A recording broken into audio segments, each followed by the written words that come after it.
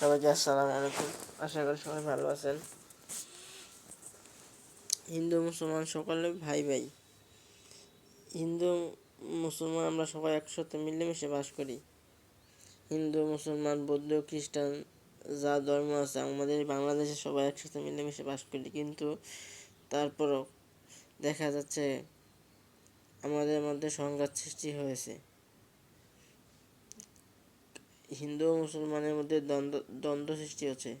আমরা সাম্প্রদায়িক সম্প্রীতিভাবে সকলে মিলেমিশে একসাথে বাস করি, কিন্তু তারপরও কিছু উগ্র সংগঠনের জন্য, কিছু খারাপ সংগঠন, সন্ত্রাসী সংগঠনের জন্য আমাদের হিন্দু মুসলমানের মধ্যে বিশৃঙ্খলা সৃষ্টি হচ্ছে। ইসকন নামের একটি উগ্র সংগঠন হিন্দুদের, তারা খুবই মুসলমানদের জন্য অনেক কষ্ট দিচ্ছে। তারা ভারতের র এজেন্ট। তারা বিভিন্নভাবে বিভিন্ন সন্ত্রাসী কর্মকাণ্ড চালায়। কালকে দেখলাম চট্টগ্রামে একটা ভাই, মুসলিম আইনজীবী ভাইকে তারা বেধড়কভাবে পিটিয়ে হত্যা করছে। এটা কোন বাংলাদেশ? এই বাংলাদেশের জন্য কি আমরা সারা দেশ শহীদ করেছি? 2000 লোক প্রায় শহীদ হয়েছে এই বৈষম্য বিরোধী, যাতে কোনো না পায়। তাছাড়া আমাদের এই দেশে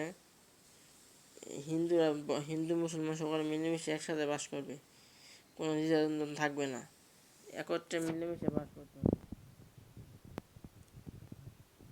সরকারকে এগিয়ে আসতে হবে, প্রশাসনকে সবাইকে এগিয়ে আসতে হবে, যাতে এই ইসকনকে মাথা তোলানো না দিতে পারে। আর এই ইসকনকে নিষিদ্ধ করতে হবে। ইসকনকে নিষিদ্ধ না করলে তারা দেশ পুরো উল্টিয়ে নেবে। তারা ভারতের আদেশে চলে, ভারত যা বলে তাই তারা করে। তারা ভারতের রয়্যাল এজেন্ট। তারা এই দেশকে নিয়ে সবাইকে সতর্ক থাকতে হবে। বাংলাদেশের জনগণ সবাইকে একত্রে মিলেমিশে ইসকনকে ঠেকাতে হবে। হিন্দু মুসলমান সবাই থাকবে, শুধু ইসকন নামের এই সন্ত্রাসী সংগঠনকে তো ধ্বংস করতে হবে। সবাই একত্রে মিলেমিশে বাস করবে হিন্দু মুসলমান, তাতে কোনো প্রবলেম নেই। খালি ইসকনকে নিষিদ্ধ করতে হবে। তাই সরকারের দেখা উচিত যে ইসকনকে নিষিদ্ধ করতে হবে। আশা করি আমার কথা সবাই বুঝতে পারছেন। সবাইকে ধন্যবাদ। সবাই ভালোভাবে থাকবেন, সবাই একত্র হবেন। বাংলাদেশে যাতে কোনো ক্ষয়ক্ষতি কিছু না হয় সেদিকে সবাই লক্ষ্য রাখবেন।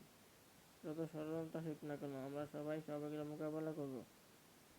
আর ভারতেরা যতই কিছু করুক না কেন, একদিন আমাদের এই দেশ স্বাধীন হবেই।